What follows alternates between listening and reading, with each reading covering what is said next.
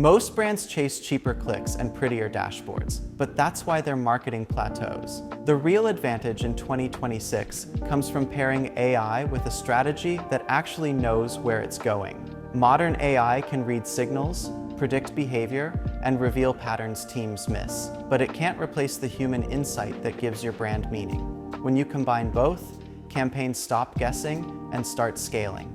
That's how brands move from noise to clarity, from burning budget to building systems that convert consistently. Growth isn't about louder ads, it's about alignment, data, story, positioning, and performance all speaking the same language.